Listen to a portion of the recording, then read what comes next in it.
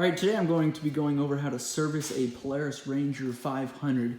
This is the fuel-injected model. I'm just going to go over a couple things with you. We've got all the oil set out here, kind of in the order that you will use them. AGL for your rear transmission, differential, that entire assembly. Then we've got our PS4 engine oil, and that's a 4-cycle. It's a 5-weight 50 oil, and that's fully synthetic. And then for the front of the differential there, we've got the Demand Drive Plus fluid, and that is from Polaris, and there's some equivalents.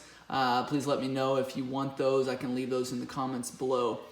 We use a high flow filter. It's an HF303 on this one, which is a little different from some of the other Polaris Ranger models. A lot of them will use the 198, and that is a K&N number. That's a high flow, and then possibly a Fram. Couple other engine oil filter manufacturers use that same set of numbers there, but this one is specifically the 303. Now we'll start off by lifting the bed of this Polaris Ranger here, and then we take the seat off, and to do that you've got clips in the front here that you've got to pull up, and we've loosened them because it's kind of a two-hand job, so we've got those removed already so I can hold my camera in one. And we've got a couple different things to show you under here. Throttle body here, as you can see there, you've got your throttle tube coming, or your throttle cable coming in here, going to the right side of your throttle body.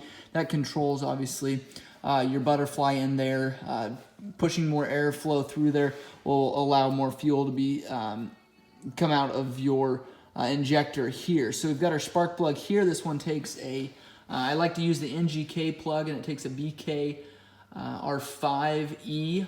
BKR5E is what it takes for a spark plug on this model. We've got our battery here underneath the driver's seat. We've got our starter solenoid here. Now, if you've got a problem with your starter solenoid clicking, a lot of people will jump right to replacing that starter solenoid. That is more than likely not the case.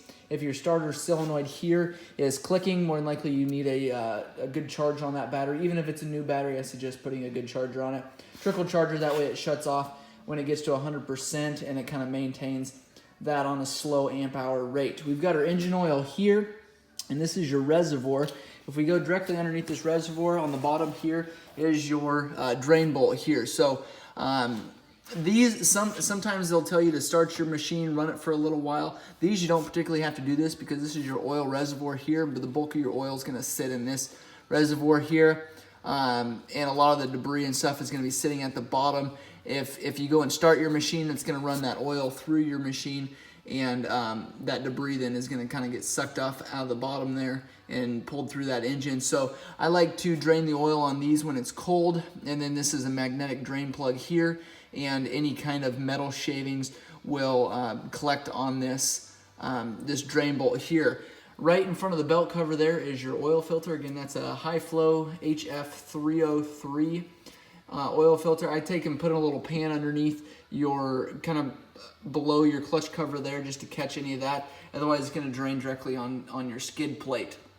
Up top here, the reason why we pulled this, lifted this bed up, we've got 2 clips on this air filter, and this is a fairly simple to get into here. Just pop those 2 clips, slide that cap off there, and then go ahead and just slide that filter off. Inspect it, replace it if it needs to be replaced.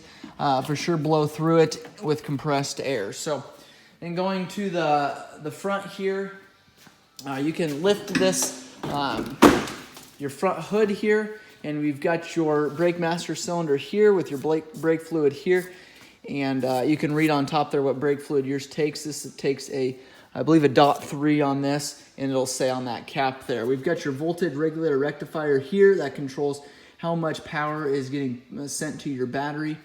And we've got your shift cable here. You can adjust that right here, and then I believe, I can double check, but I believe you can adjust that one other spot farther back on that cable. We've got your radiator here. Make sure your fan is cleaned out. Make sure your radiator is cleaned out, and you don't want to take an air compressor and just blow against this radiator. You're going to damage all kinds of fins. We have a coolant reservoir here. There's a high and low mark on these, and you want to make sure that your coolant is in between those levels. If you're low, typically what happens, that's called an overflow tank, because what happens is when your engine gets hot, it'll build pressure, it'll push some of that coolant into that reservoir there. When it gets cooled down a little bit, it'll end up sucking that coolant out of there, and it doesn't, not a lot, but you do want to make sure that you have some coolant in there so it's got something to suck if it needs to.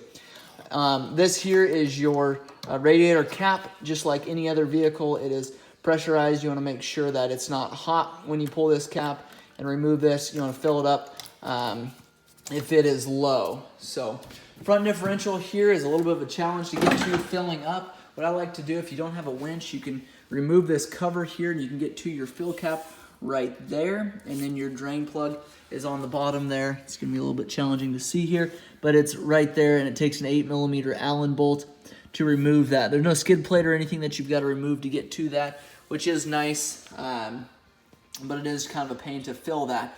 The way that you fill this is, I like to take a hose, put it through the cap, and I'll show you how to do that with a oil. Just a quart of oil is how I do it, and then I just hold that quart of oil up here while that hose runs down in there and kind of just squeeze.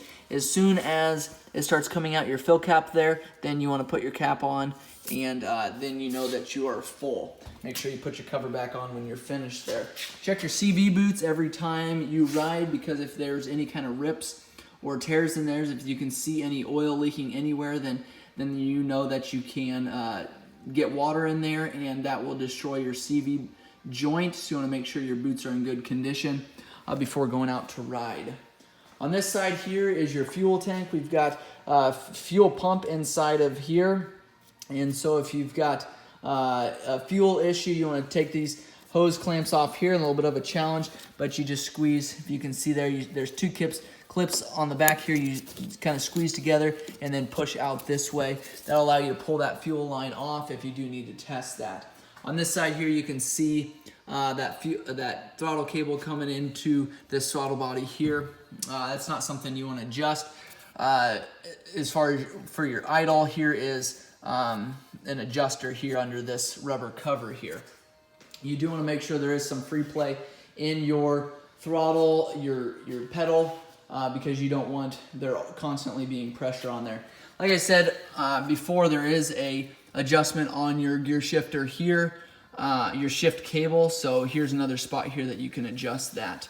Your transmission, your rear differential drive fluid can be changed here, and underneath on the be the right hand side of your machine is the drain plug. A little hard to see here because it's dark, but it's an 8mm Allen. I like to pull this wheel off to do that, which is why I've got it pulled off right now. And the reason is because it's very, very difficult to get down underneath here without the wheel being off. If you do jack it up, take the wheel off, you want to make sure you lower your jack back down. Otherwise, what you're doing is causing all that transmission oil to kind of run to the other side of the transmission, opposite of where you're wanting it to drain out. So just a tip there. Make sure you lower that jack back down to where it needs to be. This is the Polaris Ranger 500. If you've got questions on it, let me know. We've done a lot of other videos on these Polaris Rangers, some common problems, kind of some overviews of the 700, the 800, full engine rebuild on these models. So if you've got questions, definitely let me know. Leave those in the comments below. If you want me to do a video on a particular item on this machine, make sure you let me know that in the comments below. If you liked this video or you found it helpful, please subscribe and share it with friends and family. Thanks a lot for watching.